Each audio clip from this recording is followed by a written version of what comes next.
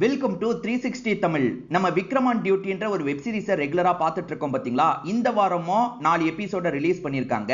ஆனா இதுல ஒரு சூப்பரான விஷயம் இருக்கு. அது என்னன்னு பாத்தீங்கன்னா, எப்பவுமே 4 எபிசோட் ரிலீஸ் பண்ணும்போது கதையை முடிக்க மாட்டாங்க. அடுத்த வாரம் தான் கதையை கொண்டு போவாங்க பாத்தீங்களா. ஆனா இந்த வாட்டி இந்த 4 எபிசோட்லயே கதையை முடிச்சிடுறாங்க. என்ன கேட்டா இது ஒரு சூப்பரான விஷயம்னு சொல்லுவேன். இதையே ரெகுலரா பண்ணா கூட நல்லா இருக்கும். நான் இதுல வர கதையோட பிளாட்டை சொல்றேன். ஒரு ப்ரொஃபசர் திடீர்னு மர்மமான முறையில காணாம போயிடுறாரு. அவருக்கு என்னாச்சு ஏதாச்சும் விசாரணை பண்றாங்க. ஒரு ஸ்டேஜ்ல அவரோட பாடியும் கிடைக்குது. அவர் யாரு கொலை பண்ணான்ற மாதிரி விசாரணை பண்றாங்க. குற்றவாளியை கண்டுபிடிச்சாங்களா இல்லையான்னு சொல்றது தான் மீதி கதை. கண்டிப்பா இந்த கதை உங்க எல்லாருக்குமே பிடிக்கும்னு நம்புறேன். எக்ஸ்பிளனேஷனுக்குள்ள போறதுக்கு முன்னாடி வீடியோக்கு ஒரு லைக் போடுங்க. இந்த எக்ஸ்பிளனேஷன் பிடிச்சிருந்ததுன்னா ஐப்ன்ற ஆப்ஷனை கிளிக் பண்ணி சப்போர்ட் பண்ணுங்க. மேற்கொண்டு பேசி டைம் வேஸ்ட் பண்ணாம நம்ம நேரடியா இந்த சீரிஸோட ஃபுல் எக்ஸ்பிளனேஷனுக்குள்ள போயிடலாம். எபிசோட ஸ்டார்டிங் சீனே ஒரு நபரை காட்டுறாங்க. ஆக்சுவலா இந்த நபர் ஆம்புலன்ஸ்ல ஒரு பாடியை கொண்டு வந்திருக்காரு போல. கொலை மாதிரியான ஒரு பகுதிக்கு தான் பாடியை கொண்டு வந்திருக்காரு. யாராவது பாக்குறாங்களான்னு சுத்தி முத்தி கவனிச்சுக்கிட்டே இருக்காரு. அதுக்கப்புறம் பாடியை இழுத்து அந்த குளம் இருக்கு பாத்தீங்களா, அதுக்குள்ள முங்குற மாதிரி பண்ணிடுறாரு. யாராவது பாக்குறதுக்குள்ள இங்க இருந்து கிளம்பணும் அப்படின்ற மாதிரி வேகமா இவரோட ஆம்புலன்ஸ் எடுத்துட்டு இங்க இருந்து கிளம்ப ஆரம்பிக்கிறாரு. இவர் யாரு, யாரோட பாடியை டிஸ்போஸ் பண்ணாரு அப்படின்றத தெளிவா நமக்கு காட்டல.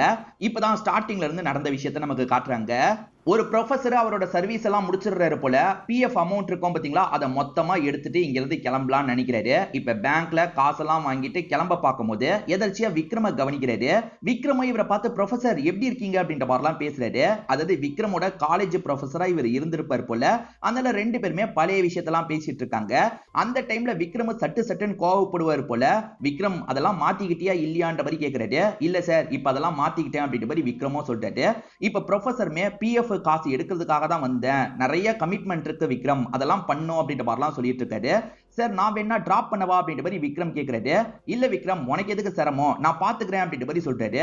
இல்ல என்ன சார் சிரமம், நான் வேணா டிராப் பண்றேன்னு விக்ரம் திரும்பியும் சொல்றாரு. இல்ல விக்ரம், உன்னை பார்த்ததே எனக்கு சந்தோஷம், நானே பாத்துக்கிறேன்ற மாதிரி இங்க இருந்து கிளம்புறாரு.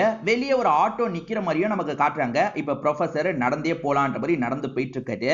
ப்ரொஃபசர் வரத வேற ஒருத்தன் பார்த்துட்டு இருக்கான். ஒரு பையன் தான் பார்த்துட்டு இருக்கான். அந்த பையன் ப்ரொஃபசரை தனியான ஒரு பகுதிக்கு போகும்போது என்ன பண்றான்னா, அவருக்கு பின்னாடி பொறுமையா நடந்து வந்துட்டு இருக்கான்.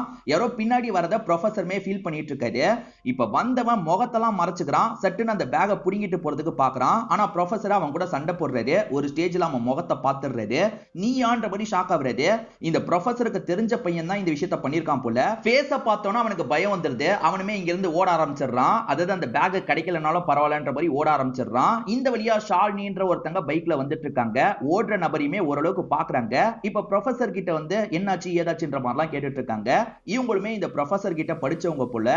இந்த ஷாலினி என்னாச்சு ஏதாச்சுன்னு கேட்கும்போது என்னோட காசை திருடுறதுக்கு ட்ரை பண்ணா, நல்ல வேலை எதுவும் ஆகலன்ற மாதிரி சொல்றாரு. சரி வாங்க ப்ரொஃபசர், நானே உங்களை வீட்டுல டிராப் பண்றேன் அப்படின்ற மாதிரிலாம் சொல்றாங்க. பேங்க் வாசல்ல இருந்த ஆட்டோ இப்ப இந்த இடத்துல இருக்க மாதிரி நமக்கு காட்டுறாங்க. அப்படியே கட் பண்ணி 2 நாள் கழிச்சு நடக்கிறத நமக்கு காட்டுறாங்க. இந்த ஜான்சியை பார்த்து பேசுறதுக்காக ஒரு லேடி வந்திருக்காங்க. இந்த ஜான்சிக்கு தெரிஞ்சவங்க போல. ஆக்சுவலா இந்த தெரிஞ்சவங்களுக்குமே அவர் தான் ப்ரொஃபசரா இருப்பாரு. அந்த ப்ரொஃபசர் மேல இவங்க நல்ல மரியாதைலாம் வச்சிருக்காங்க. ப்ரொஃபசர் காணும் ஜான்சி, நீ தான் கண்டுபிடிச்சு தரணும் அப்படின்ற மாதிரிலாம் உரிமையா கேட்கறாங்க. கவலைப்படாத, நான் பாத்துக்கிறேன்ற மாதிரி ஜான்சியும் சொல்றாங்க. ஜான்சி இந்த மாதிரி பேசிட்டு இருக்கிறத இப்ப ஐஜியா மாறி இருக்கவரும் கவனிச்சுட்டு தான் இருக்காரு.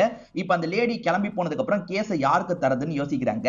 அப்ப இந்த ஐஜி என்ன சொல்றாருன்னா, இந்த கேஸை விக்ரம்க்கு தா, விக்ரம் கிராக் பண்ணிடுவான் அப்படின்ற மாதிரிலாம் சொல்றாரு. போன கேஸை பொறுத்த வரைக்கும் அர்ஜுன் விக்ரம் கிட்ட தான் பேசுவேன்னு சொன்னதுனால தான் விக்ரம் கிட்ட அந்த கேஸை தந்தேன். இதுக்கப்புறம் என்னால விக்ரம் கிட்டயே எல்லா கேஸையும் தர முடியாது. கணேஷ்மே டேலண்டான ஆளு தான், கணேஷ் தான் இந்த கேஸை ஹேண்டில் பண்ண போறான் அப்படின்ற மாதிரி சொல்றாங்க.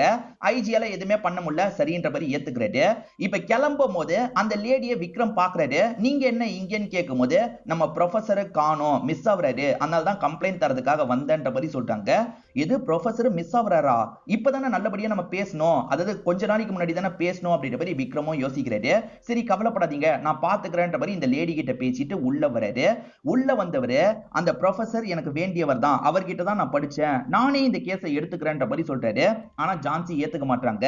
ஏற்கனவே கணேஷ் கிட்ட இந்த கேஸை நான் ஒப்படைச்சிட்டேன், வேணா நீ கணேஷோட அசிஸ்டன்ட்டா இந்த கேஸ்ல வேலை பார்த்துக்கோ அப்படின்ற மாதிரி சொல்றாங்க. இவங்களுக்குமே விக்ரம பிடிக்காது இல்ல, அதனால தான் இந்த மாதிரி சொல்லிட்டு இருக்காங்க. ஒரு ஸ்டேஜ்ல விக்ரம் நான் கணேஷ்க்கு அசிஸ்ட் பண்றேன் அப்படின்ற மாதிரி ஏத்துக்கிறாரு. இவங்க தான் ப்ரொஃபசரோட வைஃபா இருப்பாங்க. இவங்க என்ன சொல்றாங்கன்னா, ஹஸ்பண்ட் வீட்டுக்கு வரல நான் தேடிட்டு இருக்கும் போது ஷாலினின்ற பொண்ணு நான் வீட்டுல தான் இறக்கி விட்டுட்டு போனேன்ற மாதிரிலாம் சொன்னா. இதை தாண்டி என்னோட பையனும் 4-5 நாளா வீட்டு பக்கம் வரலன்ற மாதிரி சொல்லிட்டாங்க. சரி செக் பண்ணலான்ற மாதிரி இவங்க எல்லாத்தையும் செக் பண்றாங்க. ஷாலினியை பொறுத்த வரைக்கும் ஏதோ திருட்டுக்கு அட்டெம்ப்ட் நடந்ததா சொன்னாங்கல்ல, அந்த இடத்த சிசிடிவி ஃபுட்டேஜை இவங்க செக் பண்ணி பாக்குறாங்க. அப்படி செக் பண்ணி பாக்குறவங்களுக்கு ஒரு பெரிய ஷாக் காத்துட்டு இருக்கு. ஆக்சுவலா ஒருத்தன் திருடுறதுக்கு ட்ரை பண்ணா பாத்தீங்களா, அதுவே பையனா தான் இருப்பான். இது பையன் தான் திருடுறதுக்கு ட்ரை பண்ணிருக்கானா அப்படின்ற மாதிரி இவங்களுமே ஷாக் ஆகுறாங்க. அந்த பையன் 4 நாள் மிஸ் ஆகுறான்ல, அவன் தான் அப்பாவை ஏதோ பண்ணிருக்கான்ற மாதிரி யோசிக்கிறாங்க. ஏதாவது கிடைக்குமான்னு தேடி பார்க்கும்போது அந்த பையன் சம்பந்தப்பட்ட சில திங்ஸ்லாம் கிடைக்குது. அந்த பையன் காலேஜ் இப்பதான் முடிச்சிருக்கான். ஆனா ட்ரக் பழக்கம் இருக்கிறதுனால நிறைய கடன்லாம் வாங்கியிருக்கான் போல. அதுக்காக தான் அப்பாவோட காசை பிளான் பண்ணி தூக்கி இருக்கான். சோ அப்பாவை எங்கேயாவது கடத்தி வச்சிருக்க கூட வாய்ப்பு இருக்குன்ற மாதிரிலாம் இவங்க யோசிச்சுட்டு இருக்காங்க. மேற்கொண்டு அவர் வீட்டுக்கு வந்த ஃபுட்டேஜை பார்க்கணும்னு நினைக்கிறாங்க. ஏன்னா ஷாலினி வந்து வீட்டுல இறக்கி விட்டேன்ற மாதிரி சொன்னாங்கல்ல, அதனால அந்த ஃபுட்டேஜை செக் பண்ணும்போது ஷாலினி உண்மையாலேயே அவரை வீட்டுல இறக்கி விட்டுருக்காங்க. சோ கதவு கிட்ட வந்த ப்ரொஃபசர் வீட்டுக்குள்ள ஏன் வரல, அதுக்குள்ள எங்க போயிருப்பாரு, அதுக்குள்ள இந்த பையன் வாசல்ல வச்சே லாக் பண்ணிட்டானான்ற மாதிரி யோசிக்கிறாங்க. ஏற்கனவே ஒரு வாட்டி அட்டெம்ப்ட் பண்ணிருக்கான், அது ஃபெயிலியர் ஆனதுனால வாசல்ல வச்சே அமுகிட்டானா அப்படின்ற மாதிரி யோசிக்கிறாங்க. சோ கணேஷை பொறுத்த வரைக்கும் பையன் தான் இந்த விஷயத்தை பண்ணிருக்க வாய்ப்பு இருக்குன்னு நினைக்கிறாரு. அந்த பையன் பேரு வருண் அப்படின்றது. ஆனா இதெல்லாம் கவனிச்சிட்டு இருக்க விக்ரம் இருக்காருல்ல, எனக்கு என்னமோ பையன் பண்ணிருக்க மாட்டான்னு தோணுது. ஒரு வாட்டி அட்டெம்ப்ட் பண்ணிருக்கான், ஆனா அப்பா பாத்துட்டாருன்னு தெரிஞ்சோன்னா பயந்துருக்கான். அப்படி பயந்தவன் தலைமறைவாயிட்டான். அப்பா காணாம போனதே அவனுக்கு பெருசா தெரிஞ்சிருக்க வாய்ப்பு இல்ல, அவன் பயத்துல எங்கேயோ ஒளிஞ்சிருக்கான்னு தோணுதுன்ற மாதிரி சொல்றாரு. ஆனா கணேஷ் என்ன சொல்றாருன்னா, இந்த கேஸுக்கு நான் தான் லீடு, அதனால நான் சொல்றதை மட்டும் கேளுன்ற மாதிரி விக்ரம் கிட்ட சொல்றாரு. இதை தாண்டி வேற ஏதாவது லீடு கிடைக்குமான்ற மாதிரி இவங்களுமே அந்த ஹேக்கிங் தெரிஞ்ச அலி கிட்ட கேக்குறாங்க. அவனை பொறுத்த வரைக்கும் சில விஷயங்களை பார்த்து சொல்றான். அது என்னன்னா, அந்த பகுதியில ஒரு ஆட்டோ நடமாடி இருக்கு, வேணும்ட்டே இவரை ஃபாலோ பண்ண மாதிரி இருக்கு. ஏன்னா வந்து இவர் போகும்போதெல்லாம் அந்த ஆட்டோ பக்கத்திலேயே இருக்குன்ற மாதிரி சொல்றான். சோ ஆட்டோ டிரைவர் மேல சந்தேகப்படுறாங்க. இதை தாண்டி ப்ரொஃபசர் கடைசியா ஒரு லேடி கிட்ட அடிக்கடி பேசி இருக்கிறது தெரிய வருது. அந்த லேடி கூட இதுல சம்பந்தப்பட்டிருக்க வாய்ப்பு இருக்குன்னு யோசிக்கிறாங்க. ஆனா இந்த கணேஷ் என்ன சொல்றாருன்னா, கண்டிப்பா பையன் தான், இதை தாண்டி ஆளுங்களையும் விசாரிக்கலாம், ஆனா கண்டிப்பா பையன் தான் இதை பண்ணிருப்பான்னு எனக்கு நம்பிக்கை இருக்குன்னு சொல்றாரு. இப்ப குளத்துல மீன் பிடிக்கிற ஒரு நபரை காட்டுறாங்க. இவர் மீன் பிடிக்கிறதுக்காக வலை வீசும் போது அந்த வலையில ஒரு பாடி மாட்டிருக்கும். ப்ரொஃபசர் பாடி தான் மாட்டிருக்கு அப்படின்றது தெரிய வருது. ஆக்சுவலா ப்ரொஃபசர் பாடி பெருசா அழுகாம இருக்கு. என்ன பெருசா அழுகாம இருக்குன்ற மாதிரி விக்ரமும் யோசிக்கிறாரு. ஏன்னா 4-5 நாளைக்கு முன்னாடி போட்டிருந்தா இந்நேரத்துக்கு அழுகி இருக்கும்னு யோசிக்கிறாரு. இதை தாண்டி அங்க வந்து டயர் மார்க்லாம் இருக்கு, அதெல்லாம் கவனிச்சு வச்சுக்கிறாரு. இப்ப போஸ்ட்மார்ட்டம் பண்ண டாக்டர் கிட்ட பேசுறதுக்காக இவங்க வந்துடுறாங்க. எப்படி இது நடந்திருக்கு அப்படின்ற மாதிரிலாம் கேட்டு தெரிஞ்சுக்கிறாங்க. கழுத்தை நெரிச்சுதான் கொல்லப்பட்டிருக்காருன்றது தெரிய வருது. இதை தாண்டி அவர் உடம்புல ஒரு கெமிக்கல் இருக்கு, அதை இங்க இருக்க டாக்டர் எடுக்காம இருந்திருப்பாரு. இதையும் எடுத்து என்ன ஏதுன்றதை செக் பண்ணுங்கன்ற மாதிரி சொல்றாரு. சரி ஓகேன்ற மாதிரி டாக்டரும் ஏத்துக்கிறாரு. இதை தாண்டி ப்ரொஃபசர் கையில கிழிச்சிருக்கு, அதே மாதிரி ட்ரெஸ்ஸும் ஒரு இடத்துல கிழிஞ்சிருக்கு. இவரை வண்டியில ஏத்தும் போதுதான் இந்த காயம் ஏற்பட்டிருக்க வாய்ப்பு இருக்கு, இதை நம்ம மனசுல வச்சுக்கணும் அப்படின்ற மாதிரி விக்ரமும் சொல்றாரு. இதை தாண்டி பையன் வருணுக்கு கடன் பிரச்சனை எல்லாம் இருக்கு பாத்தீங்களா, அதை பத்தி விசாரிக்கும் போதுதான் அவனுக்கு 3 லட்சம் ரூபாய்க்கு மேல கடன் இருக்கிறது தெரிய வருது. அந்த கடனை கேட்டு கடன் கொடுத்தவங்க தொல்லை பண்ணிட்டு இருக்காங்க போல. அதனால கூட அவசரப்பட்டு அப்பா விஷயத்துல இவன் தப்பு பண்ணிருக்க வாய்ப்பு இருக்குன்ற மாதிரிலாம் யோசிக்கிறாங்க. பாத்தியா விக்ரம், நான் சொன்னது சரியாயிக்கிட்டே இருக்குன்ற மாதிரி கணேஷ் சொல்றாரு. என்னதான் இருந்தாலும் பையன் கிடைக்கணும்ல, அது வரைக்கும் நம்ம மத்த லீட்ஸையும் கொஞ்சம் விசாரணை பண்ணலாம் அப்படின்ற மாதிரி யோசிக்கிறாங்க. இப்ப வேற 2 பேர் மேல சந்தேகம் இருக்கு. முதல்ல ஆட்டோ டிரைவர் ஒருத்தர் மேல சந்தேகம் இருக்குல்ல, அந்த ஆட்டோ டிரைவர் யாரு என்னன்றதை தெரிஞ்சுக்கிறாங்க. அவன் ஆட்டோ ஸ்டாண்ட்ல தான் இருக்க வாய்ப்பு இருக்கு, அங்க போய் அவனை அமுக்கணும்ன்ற மாதிரிலாம் யோசிக்கிறாங்க. இதுக்கு நடுவுல ஜான்சி கிட்ட இருந்து கால் வருது. கணேஷ், கேஸ் எந்த லெவல்ல இருக்கு, சீக்கிரமா கேஸை முடிச்சிருவல அப்படின்ற மாதிரிலாம் கேக்குறாங்க. மேடம், கண்டிப்பா அந்த வருண் தான் இந்த விஷயத்த பண்ணிருக்கான், சீக்கிரமே அவன் மாட்டுவான் மேடம், நான் முடிச்சிடுறேன் அப்படின்ற மாதிரிலாம் சொல்லிட்டு இப்ப மத்த விஷயத்தையும் ட்ரை பண்ணலான்றதுக்காக தான் அந்த ஆட்டோ ஸ்டாண்டுக்கு கிளம்புறதுக்கு கணேஷ் ஏத்துக்கிறாரு. இப்ப ஆட்டோ ஸ்டாண்டுக்கு வந்து அவன் எங்கன்ற மாதிரிலாம் தேடிட்டு இருக்காங்க. இவங்க சந்தேகப்படுற நபர் அங்கதான் இருக்காரு. இப்ப அவரை போட்டு அடின்னு அடிச்சிட்டு இருக்காங்க. உனக்கும் அந்த ப்ரொஃபசருக்கும் என்ன பிரச்சனை, நீ அவரை ஃபாலோ பண்ணிருக்க, ரெகுலராவே ஃபாலோ பண்ணிருக்க, அதே மாதிரி வந்து அவர் உனக்கு எதிராக கேஸ் தந்திருக்கிறதும் எங்களுக்கு தெரிய வந்திருக்குன்ற மாதிரிலாம் சொல்றாங்க. இவனுமே எல்லாத்தையும் ஒத்துக்கிறான். இவன் குடிபோதையில ஆட்டோவை ஓட்டுனதை அவர் கவனிச்சிருப்பாரு, இவன் கிட்ட எதிர்த்து சண்டை போட்டிருப்பாரு. இவனுமே பதிலுக்கு கொஞ்சம் ஏடவடமா பேசியிருப்பான், அதனால கம்ப்ளைண்ட் தந்திருப்பாரு. சார், என்ன உள்ள வச்சிட்டாருன்ற கோவத்துல அப்பப்ப அவரை ஃபாலோ பண்ணுவேன் சார், எதாவது அடிச்சிடலான்ற மாதிரிலாம் யோசிச்சிருக்கேன், ஆனா நீங்க சொல்ற மாதிரி நான் எதையுமே பண்ணலன்ற மாதிரி சொல்றான். இவன் ஆட்டோல செக் பண்ணலான்ற மாதிரி ஆட்டோவை செக் பண்றாங்க.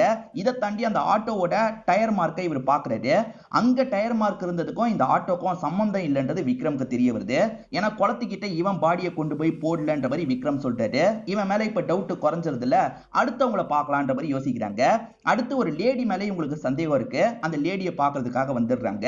அந்த லேடியை பொறுத்த வரைக்கும் அந்த காலேஜ்ல வந்து கிளீனிங் வேலை எல்லாம் பாக்குறவங்களா இருப்பாங்க. இந்த கிளீனிங் வேலை பாக்குற லேடி கூட எதுக்காக மணிக்கணக்கா பேசியிருக்காருன்ற மாதிரி உங்களுக்கு தோணுதுல, அதனால தான் விசாரிக்கிறதுக்காக வந்திருக்காங்க. இந்த லேடி என்ன சொல்றாங்கன்னா, அவர் ரொம்ப நல்லவர் சார், என்னோட பையன் படிப்புக்கு ஹெல்ப் பண்றதா சொன்னாரு, அது விஷயமா தான் போன்ல நாங்க பேசணும், பார்த்தா இப்ப காணாம போயிட்டாரு அப்படின்ற மாதிரிலாம் ஃபீலிங்கா பேசிட்டு இருக்காங்க. அப்ப அவர் பிஎஃப் காசு வரத பத்திலாம் உங்ககிட்ட சொல்லியிருக்காரு அப்படிதானே கணேஷ் கேட்கும்போது இவங்களும் ஆமான்னு சொல்றாங்க. சோ அவருக்கு பிஎஃப் காசு வரப்போறது இந்த லேடிக்கு தெரியுது. இந்த லேடி கூட பிளான் பண்ணி இந்த விஷயத்தை பண்ணிருக்கலாம்ன்ற மாதிரி சந்தேகம் வருது இல்ல. இவங்க வீட்டெல்லாம் செக் பண்ணும் அப்படின்ற மாதிரி ஆளுங்க யோசிக்கிறாங்க. இவங்க வீட்டெல்லாம் பயங்கரமா செக் பண்றாங்க. ஆனா காசுல இருந்து எதுவுமே இவங்களுக்கு கிடைக்கவே மாட்டேங்குது. இந்த லேடி கிட்ட அவருக்கு வேற யார் கூடயாவது பிரச்சனை இருக்கான்னு விசாரிக்கிறாங்க. ஏன்னா இந்த லேடியும் அந்த காலேஜை சேர்ந்தவங்கல்ல, அப்படி பிரச்சனை இருக்கான்னு விசாரிக்கும் போது வேற ஒரு சாரை பத்தி தெரிய வருது. அந்த சாருக்கும் இந்த ப்ரொஃபசருக்கும் ஆகவே ஆகாது சார், எப்ப பாரு சண்டை போட்டுக்கிட்டே இருப்பாங்க, அவர் எப்பவுமே டாமினேட் பண்ணணும்னு நினைப்பாரு, இந்த ப்ரொஃபசரை மட்டும் தட்டுவாரு, ப்ரொஃபசருக்கும் எனக்கும் கள்ள தொடர்பு இருக்குன்ற மாதிரி அவர் கதை கட்டி விட்டாரு, அதனால ப்ரொஃபசர் அவர்கிட்ட சண்டைக்கு போயிருக்காருன்ற மாதிரிலாம் இந்த லேடி சொல்றாங்க. சரி அந்த சாரை பாப்போன்ற மாதிரி உங்க காலேஜுக்கு வந்து அந்த சாரை பார்த்துடுறாங்க. இவர் தான் அந்த சாரா இருப்பாரு. ஆமா சார், எங்க 2 பேருக்குள்ள செட் ஆகாது, எப்ப பாரு நாங்க சண்டை போட்டுப்போம், ஆனா அவர் மிஸ் ஆவறதுக்கும் எனக்கும் எந்த ஒரு சம்பந்தமும் இல்லன்ற மாதிரி இவர் சொல்றாரு. இவர் சொல்றத உடனே நம்ப முடியாதுல்ல. அந்த சமயம் நீங்க எங்க இருந்தீங்கன்ற மாதிரிலாம் கேட்கும்போது நான் காலேஜ்ல தான் இருந்தேன்ற மாதிரி சொல்றாரு. அதை கன்ஃபார்ம் பண்ணும் அப்படின்ற மாதிரி யோசிக்கிறாங்க. சிசிடிவி ஃபுட்டேஜ்லாம் இருக்கும் சார், செக் பண்ணி பார்த்துக்கோங்கன்னு சொல்றாரு. இவங்களுமே இந்த இடத்துல சிசிடிவி ஃபுட்டேஜ் எல்லாத்தையும் செக் பண்றாங்க. அவர் பேங்க்குக்கு போயிட்டு வந்த டைம் எல்லா டைமும் இவர் காலேஜ்ல தான் இருந்திருக்காருன்னு தெரிய வருது. சோ இவர் இதுல சம்பந்தப்பட்டிருக்க வாய்ப்பு இல்லையோன்ற மாதிரி எல்லாருமே யோசிக்கிறாங்க. எல்லா இடத்துலயும் விக்ரமே கேள்வி மேல கேள்வி கேட்டுட்டு இருக்காரு. இதனால கணேஷுக்கு கோவம் வந்துருது. எப்பவுமே ராவ் தான் வந்து காரை ஓட்டுவாரு, அவர் தானே கான்ஸ்டபிள் லெவல், அதனால காரை ஓட்டுவாரு. இப்ப கணேஷ் என்ன சொல்றாருன்னா, ராவ் சார் நீங்க பின்னாடி போய் உட்காருங்க, விக்ரம் ஓட்டட்டும் அப்படின்ற மாதிரி சொல்றாரு. கேட்கிற டீம்மேட்ஸுக்கு கொஞ்சம் கஷ்டமா இருக்கு. ஆனா விக்ரம் உட்காருங்க, ஒன்னும் பிரச்சனை இல்லை அப்படின்ற மாதிரி எல்லாரையும் கார்ல டிரைவ் பண்ணி கூட்டு போயிட்டு இருக்காரு. இப்ப பேசிக்கிட்டே வந்துட்டு இருக்க கணேஷ் ஒரு ஸ்டேஜ்ல தண்ணி எடுத்து குடிக்கலான்ற மாதிரி குடிக்க ஆரம்பிக்கிறாரு. அப்ப விக்ரம் என்ன பண்றாருன்னா சடன் பிரேக் பிடிக்கிறாரு. எதிர வண்டி வந்துருச்சு சாரின்ற மாதிரிலாம் சொல்றாரு. இப்ப கணேஷ் Dress முழுக்க ஈரமாயிருச்சுல, இத பாக்குற ஆளுங்க லைட்டா ஸ்மைல் பண்ணிட்டு இருக்காங்க. கணேஷுக்கு இதெல்லாம் பார்க்கும்போது பயங்கரமா கோவம் வருது. விக்ரம் வேணும்ட்டே தான் பண்ணிருக்கான்ற மாதிரி கோவப்படுறாரு. இந்த கணேஷை பொறுத்த வரைக்கும் திரும்ப திரும்ப பையன் வருணை தான் பிளேம் பண்ணிட்டு இருக்காரு. ஏன்னா பையன் வந்து அப்பாவோட பாடி கிடைச்சு அடக்கம் பண்றதுக்கான வேலை பண்ணும் போது கூட வந்திருக்க மாட்டான், அவன் தான் இந்த திருட்டு வேலையை பண்ணிருக்கான், அதனால தான் பயத்துல வரலன்ற மாதிரிலாம் சொல்றாரு.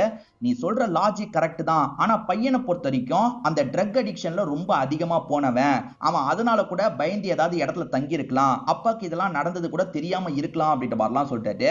ஆனா இந்த விஷயத்த கணேஷ் ஏத்துக்க மாட்டாரு. இவங்க 2 பேருக்குள்ளயும் மாத்தி மாத்தி ஆர்குமெண்ட்லாம் வந்துட்டு இருக்கு. இவங்க ஆர்குமெண்ட் பண்ணிட்டு இருக்கும் போது கரெக்டா இந்த இடத்துக்கு ஜான்சி வந்துடுறாங்க. ஜான்சியை பொறுத்த வரைக்கும் கமிஷனரா இருப்பாங்க. இப்போ வரைக்கும் என்ன கண்டுபிடிச்சிருக்கீங்கன்னு கேட்கும்போது 2 பேருமே இவங்களோட தியரி எல்லாம் சொல்றாங்க. விக்ரம பொறுத்த வரைக்கும் பையனை மட்டும் நம்ம சந்தேகப்பட முடியாது, இதை தாண்டி வேற யாராவது கூட பண்ணிருக்க வாய்ப்பு இருக்குன்ற மாதிரி சொல்றாரு. ஆனா கணேஷை பொறுத்த வரைக்கும் பையன் தான் இதை பண்ணிருக்க வாய்ப்பு இருக்குன்ற மாதிரி உறுதியா சொல்றாரு. ஜான்சி என்ன சொல்றாங்கன்னா, விக்ரம் சொல்றதையும் நம்ம தள்ளி வைக்க முடியாது, ஏன்னா வந்து பையனை மட்டுமே நம்ம வந்து ஃபோக்கஸ் பண்ண வேணாம், மத்த சைட்லயும் உன்னோட ஃபோக்கஸை கொண்டு போ அப்படின்ற மாதிரி கணேஷ் கிட்ட சொல்றாங்க. இதை கேட்கிற கணேஷுக்கு உள்ளுக்குள்ள பயங்கர கடுப்பாகுது.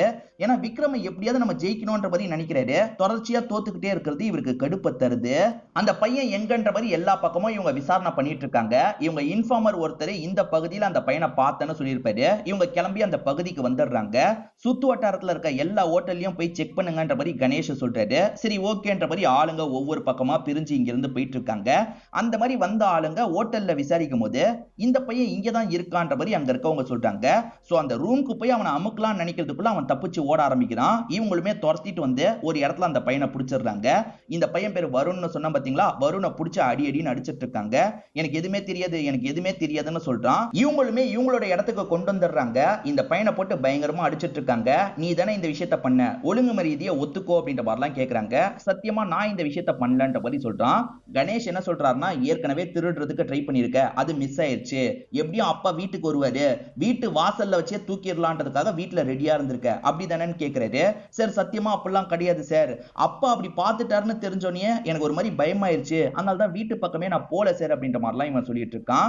ட்ரக் அடிக்ஷன்ல நான் மாட்டி தான் சார் கடனாளியா மாறிட்டேன், அது எப்படியாவது தீக்கிறதுக்காக தான் இந்த விஷயத்த பண்ணேன், நான்லாம் இந்த விஷயத்த பண்ணலன்ற மாதிரி சொல்றான். அதாவது கொலை நான் பண்ணலன்ற மாதிரி சொல்றான். இவன் தான் கொலை பண்ணான்னு ப்ரூவ் பண்றதுக்கு இவங்க கிட்டயும் சாலிடா எந்த ஒரு எவிடன்ஸும் இல்லல்ல, அதனால தான் மிரட்டியாவது ஸ்டேட்மெண்ட்டை வாங்கிடலாம் ட்ரை பண்றாங்க. இவன் கடைசி வரைக்கும் நான் பண்ணலன்ற மாதிரிலாம் சொல்லிட்டு இருக்கான். விக்ரமும் என்ன அடிச்சாலும் அவன் ஒத்துப்பான்னு எனக்கு தோணல அப்படின்ற மாதிரி சொல்றாரு. என்ன சொல்ற விக்ரம், அவன் இந்த விஷயத்த பண்ணலன்னு சொல்றியா? அவன் இந்த விஷயத்த பண்ணலனா வேற யார் பண்ணா? நீயே விசாரணை பண்ணு, ஆனா விசாரணை பண்ணி எது கண்டுபிடிச்சாலும் சரி முதல்ல என்கிட்ட தான் சொல்லணும்ன்ற மாதிரி சொல்றாரு. விக்ரமா சரின்ற மாதிரி ஏத்துக்கிறாரு. இப்ப டீமை என் கூட கூட்டு போறேன் அப்படின்ற மாதிரி இங்க இருந்து கிளம்ப ஆரம்பிக்கிறாரு. ஆக்சுவலா ராபரி அட்டெம்ப்ட் ஒரு இடத்துல நடந்தது பாத்தீங்களா, அந்த இடத்துக்கு இவர் வந்துடுறாரு. இங்க பார்த்த சிசிடிவி ஃபுட்டேஜை காட்டுன்ற மாதிரி அலி கிட்ட கேட்கும்போது அலியும் அந்த ஃபுட்டேஜை காட்டுறாரு. அந்த ஃபுட்டேஜை பார்த்தவர் அடுத்ததா அந்த பொண்ணு வீட்டுல இறக்கி விட்ட ஃபுட்டேஜை காட்டுன்ற மாதிரி அதையும் பாக்குறாரு. சோ இது ரெண்டுத்திலயும் ஒரு விஷயம் பிரச்சனையா இருக்கிறத இவர் நோட் பண்றாரு. அது என்னன்னா, இங்க இருந்து அந்த பொண்ணு கூட்டு போயிருக்கா, வீட்டுக்கு போறதுக்கு 20 நிமிஷம் தான் ஆகும், ஆனா போறதுக்கு 1.5 மணி நேரத்துக்கு மேல ஆயிருக்கு. இது எப்படி பாசிபிள்? அப்ப அந்த பொண்ணு நடுவுல 1 மணி நேரம் எங்க போனா, 1 மணி நேரம் 10 நிமிஷம் எங்க போனா, இதை நம்ம தெரிஞ்சுக்கணும்னா அந்த ஷாலினியை பார்க்கணும் அப்படின்ற மாதிரி சொல்லிட்டாரு.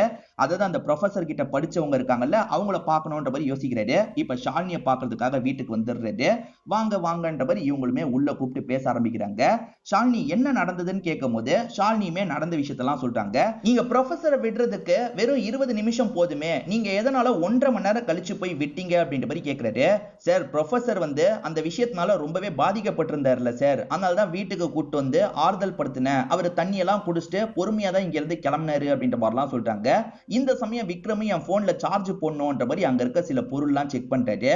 அப்படி செக் பண்ணும்போது சமீபத்துல ஒரு பெரிய கடனை அடைச்சிருக்கிறது தெரிய வருது. இவருமே விசாரணை பண்ணிட்டு கிளம்புற மாதிரி கிளம்புறாரு. ஏதாவது கிடைச்சதா அப்படின்ற மாதிரி மாயா கேக்குறாங்க. இவர் என்ன சொல்றாருன்னா, சமீபத்துல ஒரு பெரிய கடனை அடைச்சிருக்காங்க, இவங்களே வேற இடத்துல ஏற்பாடு பண்ணி கூட அடைச்சிருக்கலாம், இருந்தாலுமே நம்ம அந்த இடத்துல போய் விசாரிச்சு பார்க்கலாம்ன்ற மாதிரி சொல்றாரு. இப்ப அடுத்ததா வந்து அந்த ஷாலினி கடன் அடைச்சாங்கல்ல, அந்த இடத்துல வந்து விசாரிக்கிறாங்க. ஆமா சார், ரொம்ப நாள் பெண்டிங் வச்சிருந்தாங்க, பார்த்தா மொத்தமா முடிச்சிட்டாங்கன்ற மாதிரி சொல்றாரு. அதாவது வட்டியில இருந்து எல்லாத்தையும் சேர்த்து மொத்தமா முடிச்சிட்டாங்கன்ற மாதிரி சொல்றாரு. அவ்வளவு பெரிய அமௌண்ட் ஷாலினிக்கு திடீர்னு எப்படி வந்திருக்கும்? கண்டிப்பா ஷாலினி இதுக்கு பின்னாடி இருக்க வாய்ப்பு இருக்கு போல அப்படின்ற மாதிரி இவர் யோசிக்கிறாரு. கணேஷ் என்ன தெரிஞ்சாலும் என்கிட்ட சொல்லணும்ன்ற மாதிரி சொன்னாரு பாத்தீங்களா, இத பத்தி கணேஷ் கிட்ட சொல்லலாம் மாதிரி விக்ரமும் டீமும் சேர்ந்து கணேஷ் கிட்ட சொல்றாங்க. ஆனா கணேஷ் இதை பெருசாவே எடுத்துக்க மாட்டாரு. இல்ல இந்த லேடி எல்லாம் பண்ணிருக்க வாய்ப்பு இல்லைன்ற மாதிரி சொல்லிட்டு இருக்காரு. ஆனா விக்ரம் எல்லா ஆங்கிள்லயும் விசாரிக்கலான்றதுக்காக அவங்களோட கால் லாகலாம் எடுன்ற மாதிரி அலி கிட்ட சொல்றாரு. கால் லாக்ல பிரசாத் அப்படின்ற ஒரு நபர் கிட்ட அடிக்கடி பேசி இருக்கிறது உங்களுக்கு தெரிய வருது. அந்த பிரசாத் என்ன வேலை பார்க்கறான்னு பாத்தீங்கன்னா, பாடி எல்லாம் பதப்படுத்துவாங்கல்ல, அந்த வேலை பார்க்கறது உங்களுக்கு தெரிய வருது.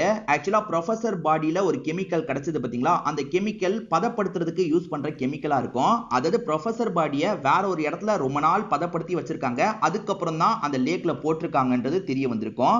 சோ பதப்படுத்துற வேலை பார்க்கறவங்க கிட்ட அந்த கெமிக்கல் கண்டிப்பா இருக்கும். இவன் இதுக்கு பின்னாடி இருக்க வாய்ப்பு இருக்குன்னா அப்ப ஷாலினி தான் இதை பண்ணிருக்காங்க போல அப்படின்ற மாதிரி இவங்களுக்கு சந்தேகம் அதிகமாகுது. நம்ம நேரடியா விசாரிச்சா அவங்க உசாராக கூட வாய்ப்பு இருக்கு. பிரசாத் இடத்துக்கு நம்ம திருட்டுத்தனமா போனோன்ற மாதிரி விக்ரம் சொல்றாரு. ஆளுங்களும் சரின்ற மாதிரிலாம் ஏத்துக்கிறாங்க. அந்த பிரசாத் அவன் இடத்தெல்லாம் க்ளோஸ் பண்ணிட்டு போகும்போது இவங்களுமே திருட்டுத்தனமா உள்ள வந்துடுறாங்க. அவங்க கிட்ட 2-3 வேன் வச்சிருக்கான் போல, அந்த வேன்ல ஏதாவது கிடைக்குமான்ற மாதிரிலாம் செக் பண்ணி பார்த்துட்டு இருக்காங்க. அப்பன்னு பார்த்தா அவன் வர மாதிரி சவுண்ட் கேக்குது. இவங்களுமே வேற ஒரு பகுதிக்கு போய் ஒளிஞ்சுக்க ஆரம்பிக்கிறாங்க. அங்க இருந்து கிளம்பும் போது இந்த அலி என்ன பண்றாருன்னா, அங்க வர தண்ணியை பிடிக்கணும்ன்ற மாதிரி தண்ணியை கொஞ்சம் பிடிச்சுக்கிட்டு கிளம்புறாரு. இவர் தண்ணியை பிடிக்கிறதுக்கு ஒரு காரணம் இருக்கு. அந்த கெமிக்கலை கொஞ்சம் தண்ணியில கலந்து தான் யூஸ் பண்ணுவாங்க. சோ அந்த பகுதியில் இருக்க தண்ணியை தான் யூஸ் பண்ணிருக்காங்களான்றதை தெரிஞ்சுக்கணும்ன்றதுக்காக தான் புடிச்சிட்டு வந்திருப்பாரு.